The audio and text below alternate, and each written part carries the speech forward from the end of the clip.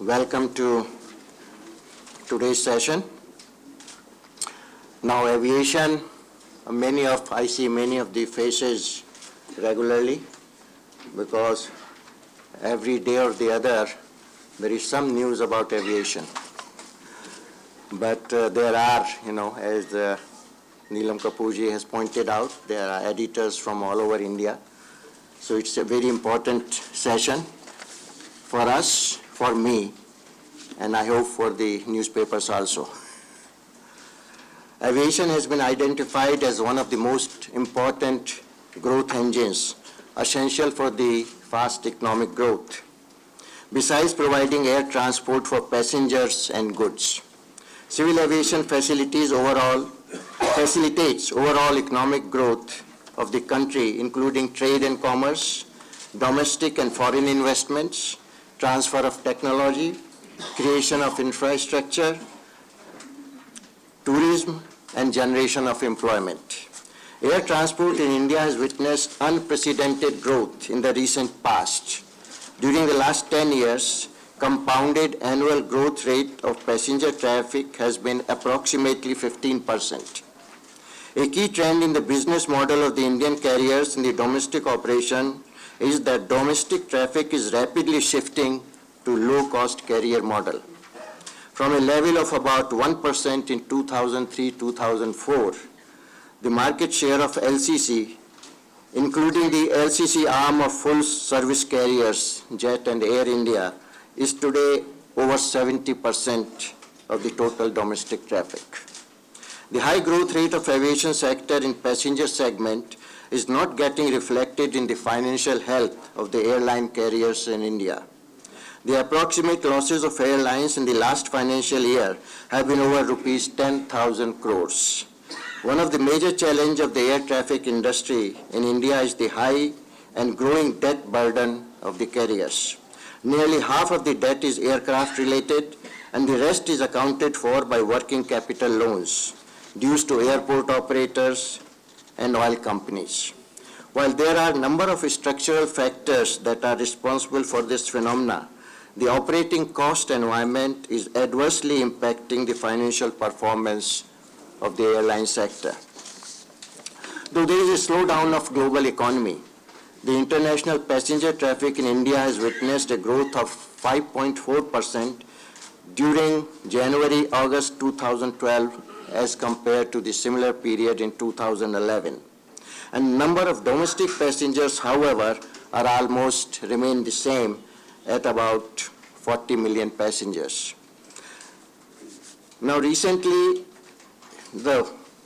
what we have been doing, what the Aviation Ministry has done, of course the latest is we have allowed the foreign airlines to participate in the 49% FDI. I have enclosed a note about it, about how FDI is allowed in the aviation sector, because already the cargo sector, there is 100% FDI allowed. At the airport, 100% is allowed. So only change, even in this carriers, the 49% FDI was already allowed. Only thing is now we have allowed the other airlines to participate in this FDI. Another thing is about the high cost of fuel. We have partly, and I could say mainly, it's because of the tax at the state level, which varies from 5% to 30%. So we have allowed the airlines to import the ATF directly, because if they import it for their own use, there is no sales tax applicable on that. Another very important development which has taken over the last few years, that India has developed a GPS-aided GEO augmented navigation system known as Gagan. It has been developed by AAI with the support of ISRO with an estimated cost of 775 crores, and it is likely to be rolled out by July 2013. This would bring India on threshold of redefining navigation in the region from land-based to satellite-based system. India is only the fourth country in the world after USA, Japan, and Europe to have such a navigation system. This will be helpful for landing aircraft in tough weather and terrain like Mangalore and Leh airports. This will also help in reducing flying time and fuel consumption by providing state navigation. The Gagan is designed to provide the improved accuracy, availability, and integrity necessary to enable users to rely on GPS for all phases of flight, from en route through approach to the qualified airports within the Gagan service system. Gagan will also provide the capability for increased accuracy in position reporting, thereby permitting more uniform and high-quality air traffic management. In addition, Gagan will provide benefits beyond aviation to all modes of transportation, including maritime, highways, railroads, and public services, such as defense services, security agencies, telecom industry, and personal users of position location applications. Flight inspection of Gagan signals are being carried out at Kozhikode, Hyderabad, Nagpur, and Bangalore, and the results have been encouraging so far.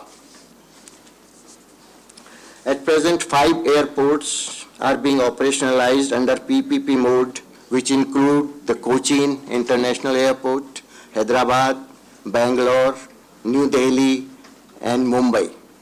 Government of India has so far granted in principle approval for setting up of 15 new greenfield airports.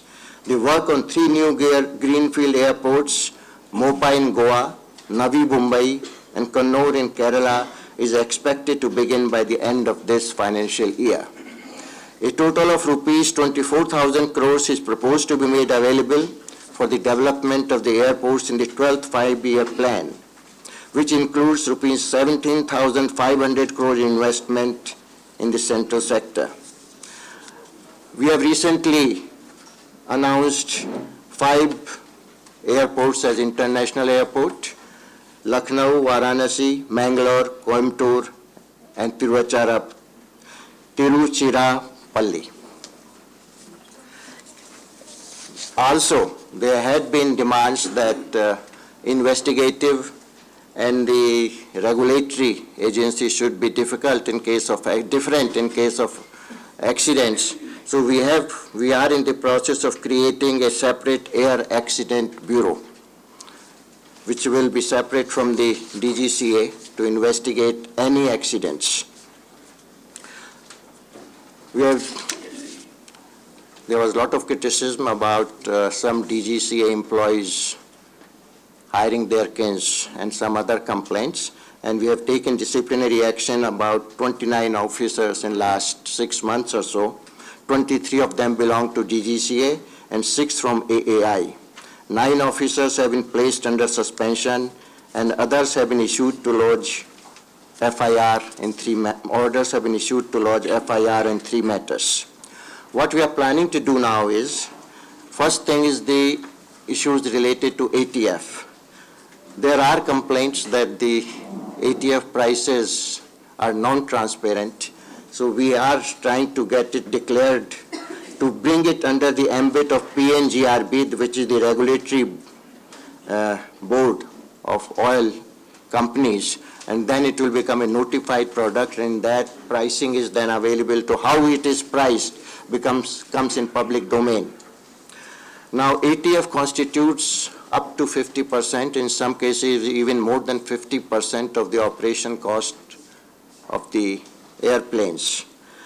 So major contributor, I said before, was the taxes. We have taken up this issue with the states. Some states have reduced the taxes. This Raipur airport is one example where they've reduced to 4%, and there the flights have increased many folds, and in fact they are making more money than they were earlier when the taxes were high. But the biggest issue before us today is the connectivity.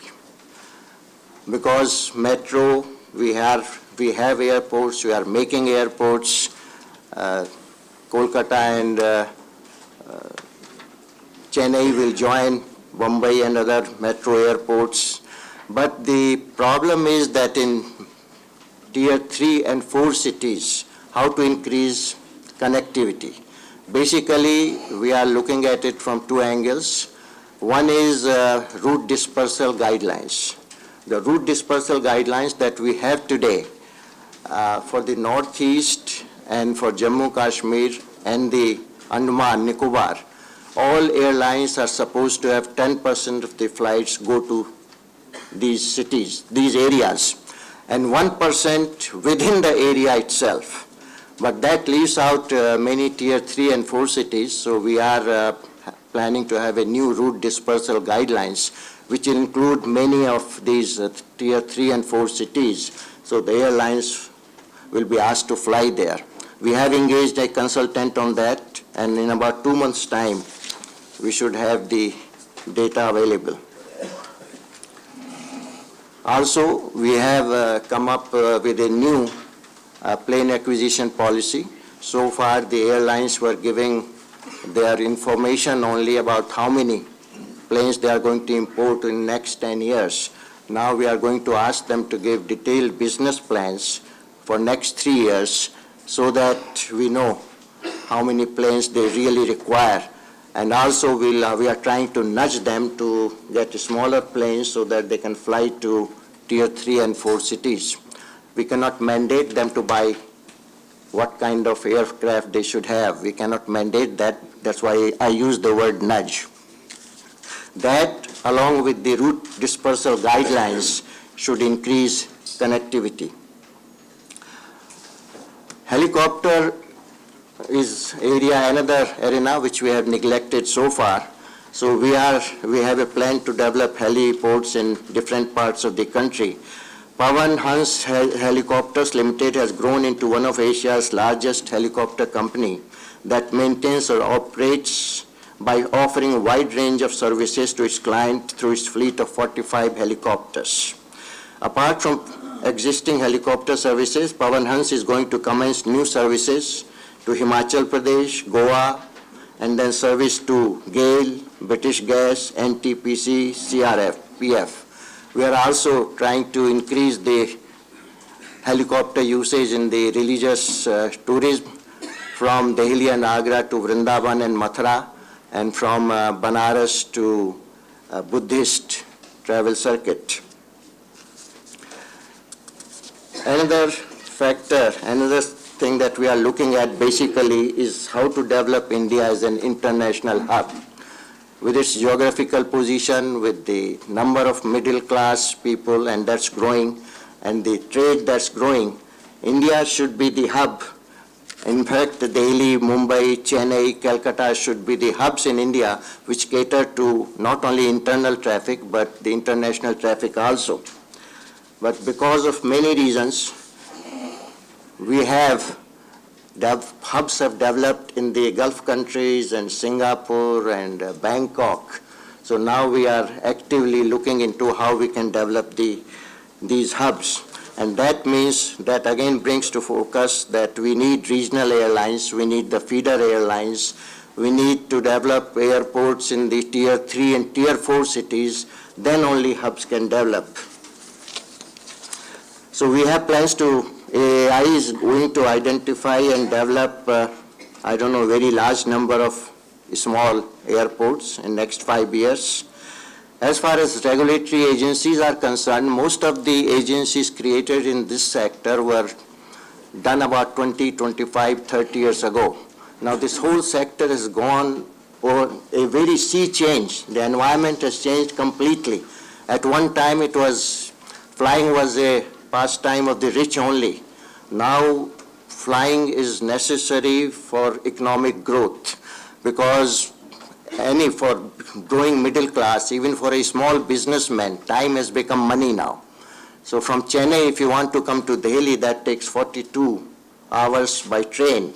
So this sector now is not just, as I said, some people want to fly a playground of the rich. It's a very vital sector for economic growth. So all those regulatory agencies, the rules and regulations we are looking at, DGCA runs into many problems because if they want to hire people, the going through that government system takes forever. So we are going to give it more independence financially as well as for hiring people. And there is a great shortage of people in DGCA. So that's, we are going to create a civil aviation authority.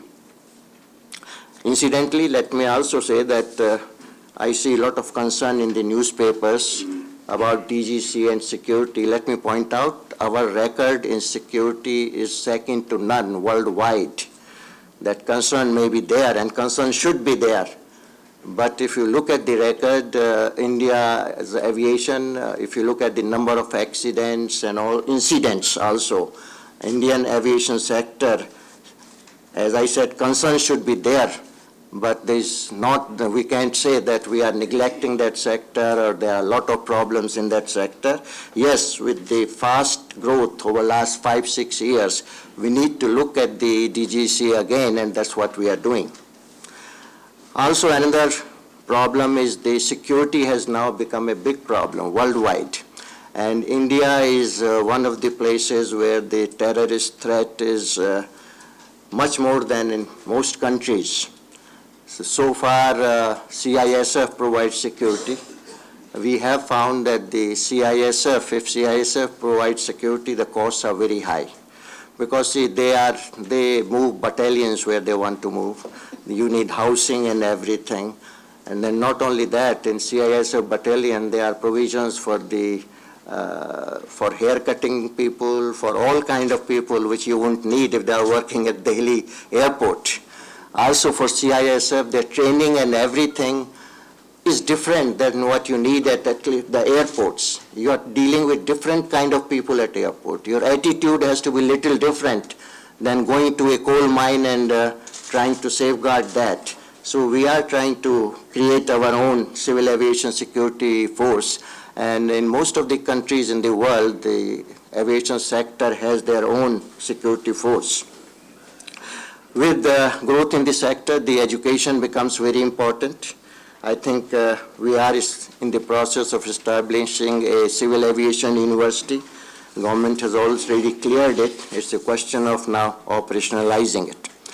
I may, at the end, just one, not the end for this conference, in the end of the beginning remarks, say that, yes, aviation sector is going through a lot of financial stress right now. But if you look at the long term, as I mentioned earlier, with the growing middle class, with our geographic position, with growing trade, future, there is light at the end of the tunnel. And Airbus and Boeing, two major plane manufacturing companies, both have publicly stated in next 10 to 15 years, their main growth would be in China and India. So some people ask, you have allowed FDI, but why would anybody come to India? That's the reason. Because long term, India is a very attractive and I hope lucrative market for airlines. Thank you. Thank you, sir. We will now invite questions, first from our outstation delegates. If you want, we can talk about Air India a little bit. Yes, please. That being a national carrier, concern is there. And Air India has gone through some harrowing time in the recent past. So first thing is that the cabinet had approved a turnaround plan, which included a financial restructuring plan also. Under that, the government is going to provide about 30,000 crores, but that's over next 8 years, in fact, not even 8 years, about more than 7,400 crores out of it is over next 19 years. So this money is spread over long period of time, and we have set up milestones.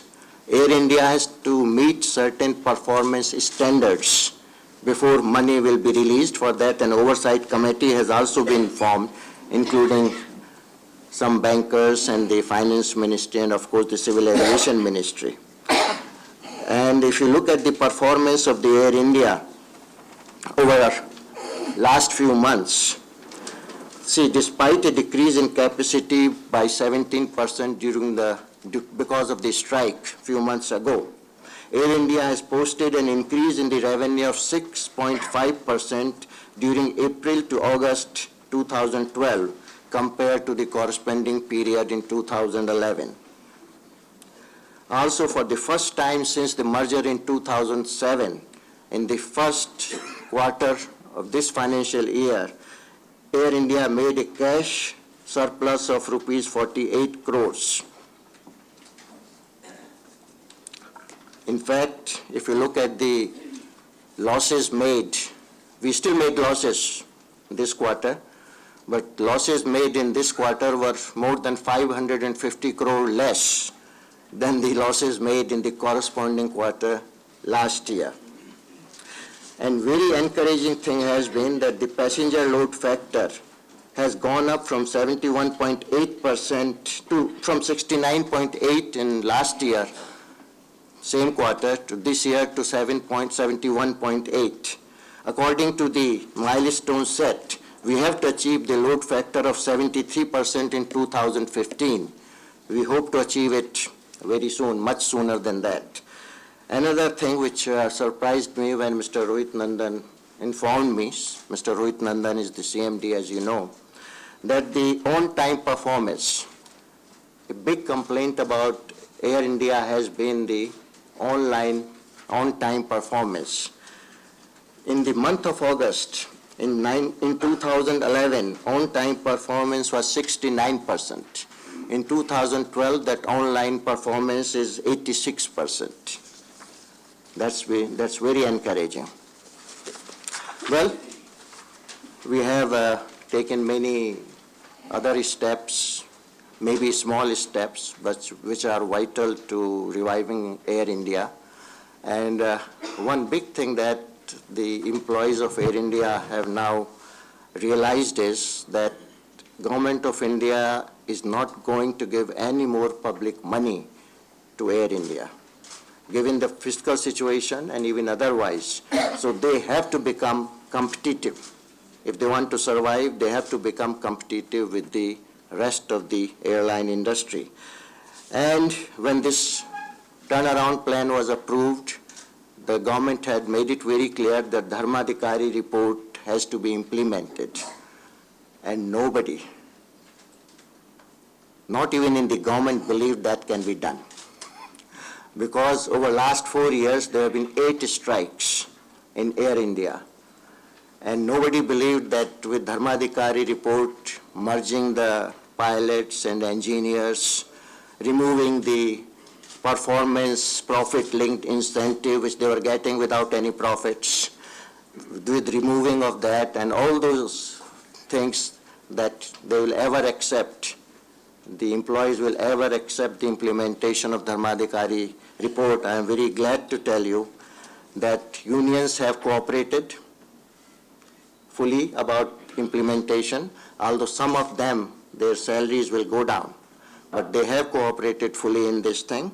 And we have made a committee to look at anomalies. They have posted anomaly. If anybody has a complaint about their new seniority, new pay scales, so we had made a committee to look at the anomalies. They have posted all the anomalies in the website. So within the next 15 days or so, this Dharmadhikari report should be totally implemented. Many other things, as I said, small things, but they have made a vital difference in Air India is, earlier their duties of the flight crew were decided by the senior pilots. Now we have computerized the system. By computer, the schedule is made, which pilot will fly when and where he will go. The practice of taking additional crew members while on leave or off duty has been stopped. Directions have been issued to ensure that flight duty time limitations and flight time limitations are implemented as per DGCA guidelines. Shortly, the guidelines allow flight pilots to fly for 8 to 9 hours per day and have up to 5 landings. According to the agreements they had with the Air India earlier, they were only flying about 6.5 hours to 7 hours and limiting themselves to only 3 flights. So that has increased the equipment usage. We have also, because Air India was and is a government-owned company, everybody wants to be upgraded. Everybody wants to take 20 kilograms extra baggage. And especially in case of baggage, that's a direct revenue loss. It increases the weight, you don't get the money, and it increases the weight, so fuel costs also go up. So we have asked Mr. Rohit Nandan if he desires so he can allow more than 20 kilograms, but normally earlier it was done at the airport level and the regional level. That has been stopped. And Mr. Rohit Nandan has been very tough. He isn't allowing anyone, not even journalists.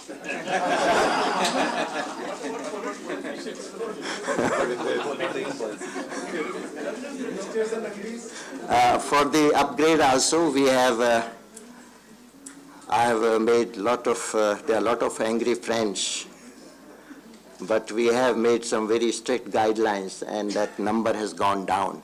It's not that, upgrade is done only if seat is available, so that way it doesn't really increase the cost.